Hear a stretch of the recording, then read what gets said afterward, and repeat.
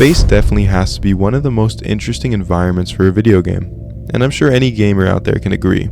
I recently found out that the first ever video game to run on a computer was named Space War, which was way ahead of its time and had super cool graphics and even a hyper-realistic gravitational pull from the sun. And as video games evolved, more and more iconic video games based on space came out. I think it might be the fact that space has such a wide variety of interpretation, going from breathtakingly beautiful to outright terrifying in seconds. It is vastly open with so much to explore, yet so empty that it can make anyone feel alone. But yet these exact traits are what lends itself so nicely to video games. And this was the exact thought process that led me to work on my newest game dev project. Now it has been over a year since I released the first devlog for my game.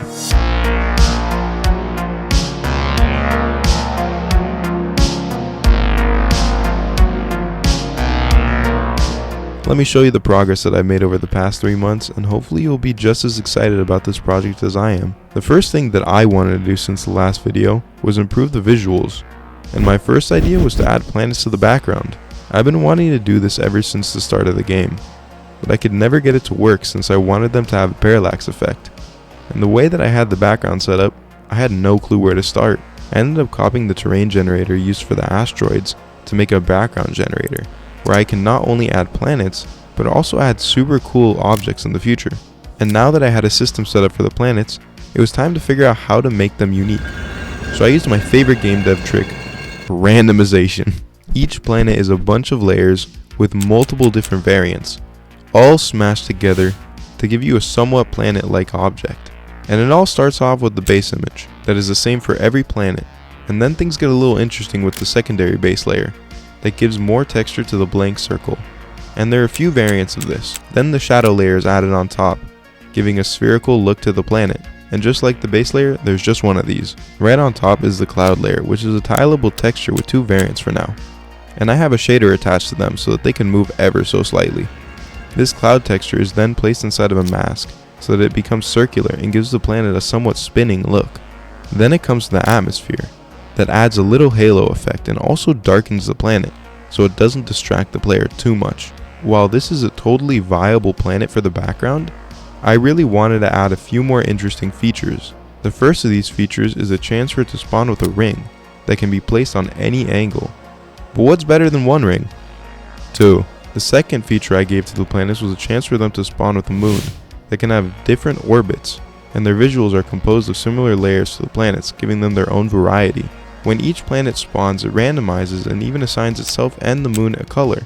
Now that the planets are looking snazzy, they'll generate in the background, making the game feel so much more alive. Also, as you can see, I added this really cool fog effect that comes in different colors and uses Perlin noise to determine what color it should be. This creates almost a biome effect that I think adds the perfect extra amount of detail to this background. After I finished the planet system, I finally decided to bite the bullet and get a GitHub set up for this project. And oh my god, it was so much easier than I expected. I don't know how I've been coding for 5 years now without having one. I was always scared that it would be too hard to set up for some reason. So now with the GitHub repo set up, I started on my next visual overhaul, the dreaded UI. I have no clue why all of the menus for the Federation ships were deep blue when the ships are so clearly turquoise. I gave it this 3D effect where it looked as if you were staring right into the docking bay, and I made the buttons bright red so that they could be more clear. This instantly made the UI so much better, and with a few more animation tweaks, they felt super smooth to use. And now that the visuals are a little bit more spruced up, I think it might be time to fix up the